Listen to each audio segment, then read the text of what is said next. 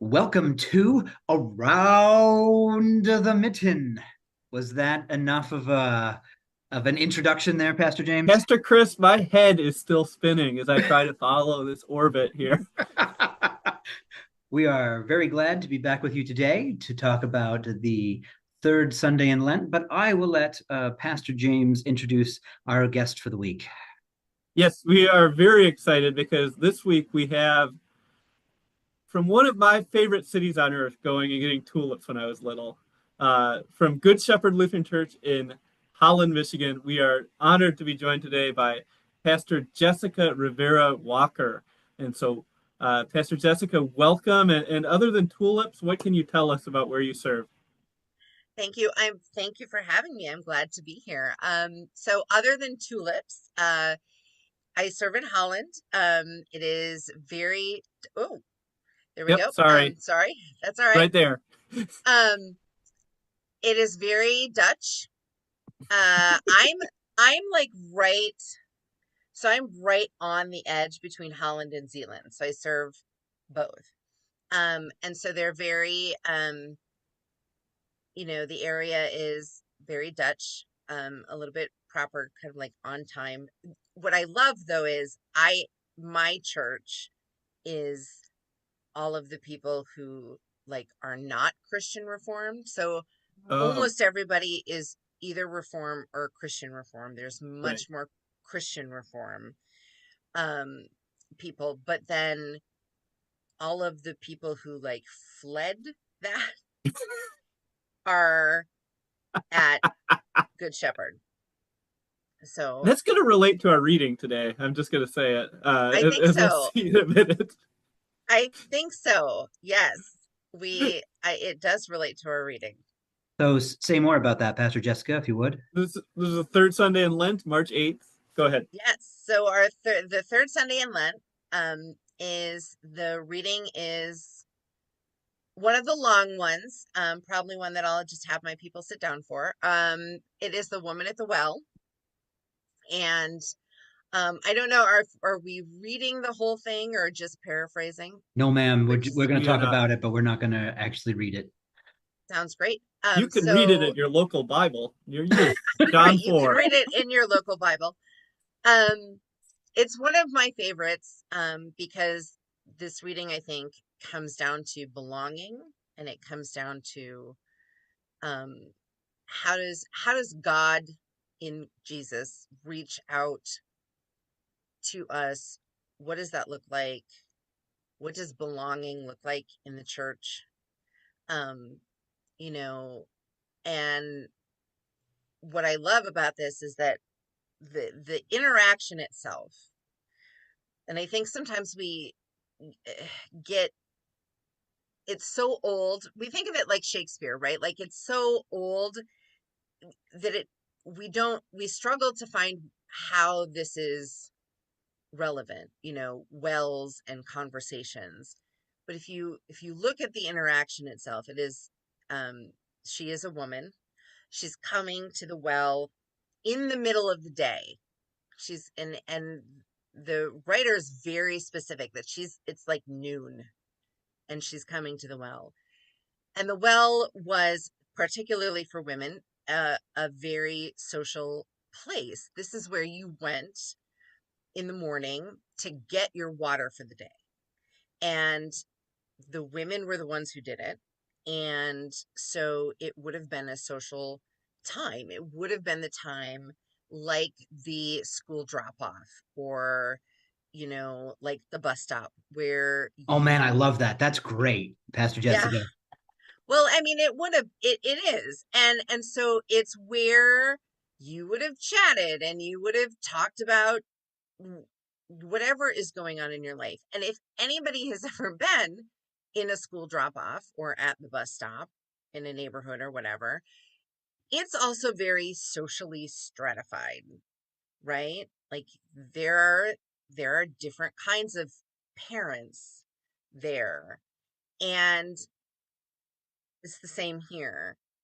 So this woman who's been married more than once and who is currently now living with someone who is not her husband, doesn't go when it's cooler out, where it would be easier and she wouldn't work up quite a sweat carrying the jar of water. She goes in the middle of the day when nobody else is going to be there. Nobody's going to be out in the heat of the sun filling up a giant clay jar with water.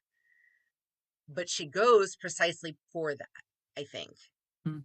It's There's, interesting, if I may interject, yeah, because last week we had Nicodemus, who comes at night because he's afraid of his fellow Pharisees seeing what he's up to. And you're exactly right. And the bus analogy or drop off analogy is brilliant, by the way. I'm going to steal thank that you. almost certainly. But in her own context, yeah, the middle of the day is when everyone respectable is at home, either doing some of the chores or maybe even taking a siesta in that Right, in that time and in that culture. Yeah, that's a so they're both hiding in a way when they meet Jesus. right. I hadn't thought of that. Like these liminal spaces, right? Where they're trying not to be seen. They're trying to avoid detection. But of course, Jesus is just right there.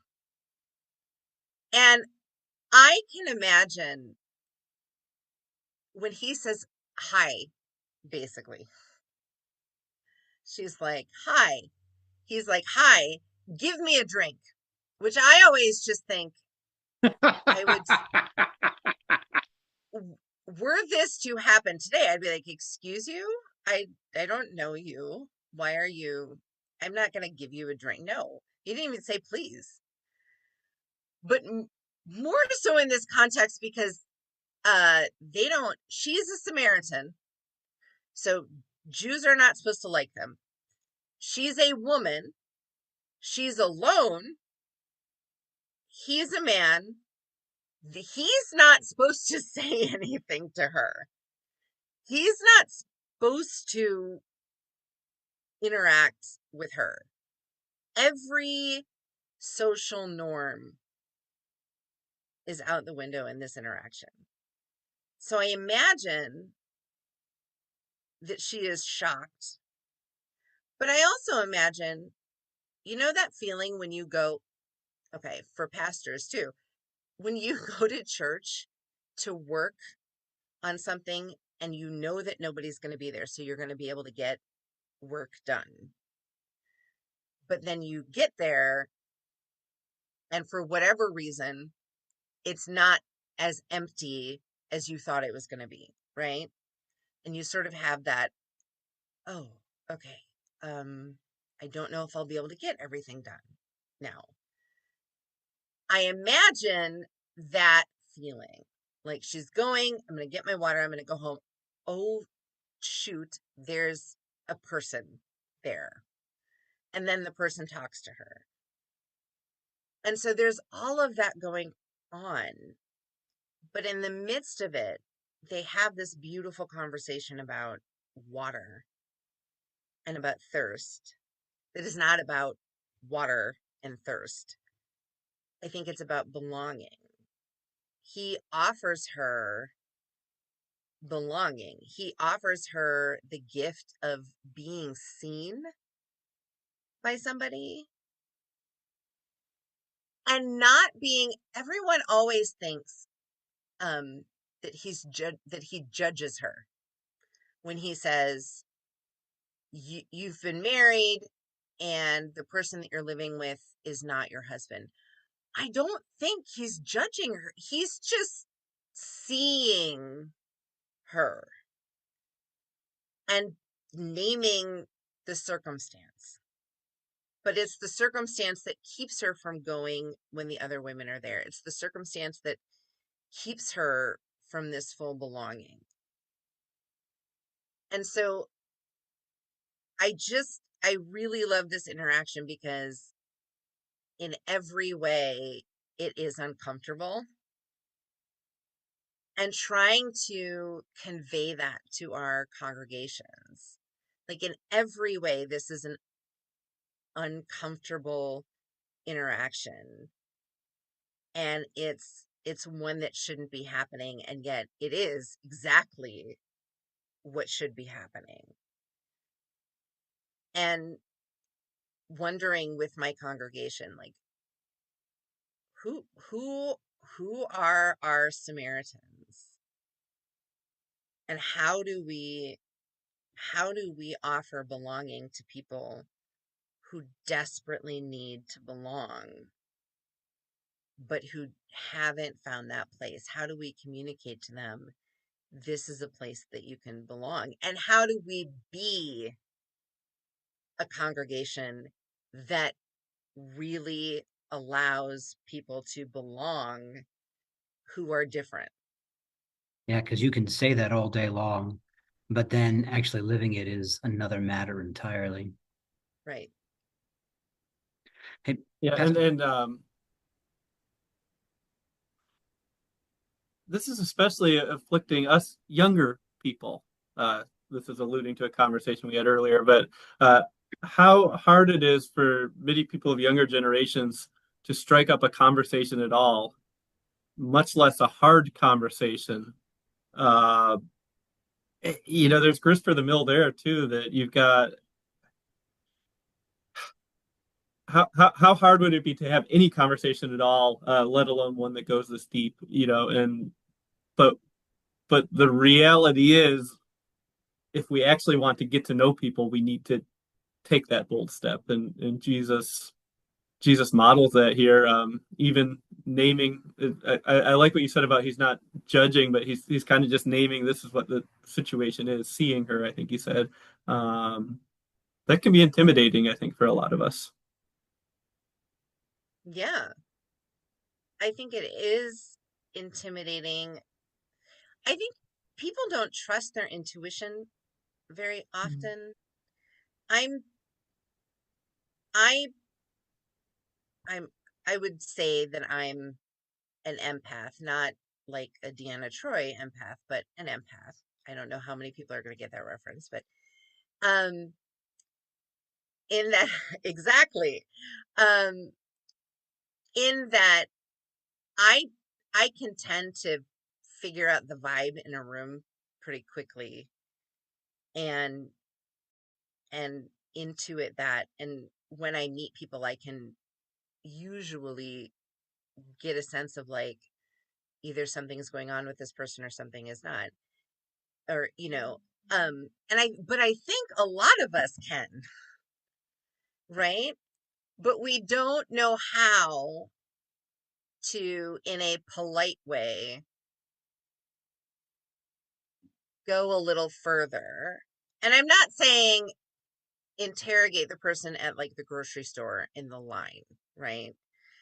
But when people come to our church, to really say, um, how are you? What can I pray for you? What do you need? And to make that the norm, instead of just the hi, how are you? Oh, I'm fine conversation.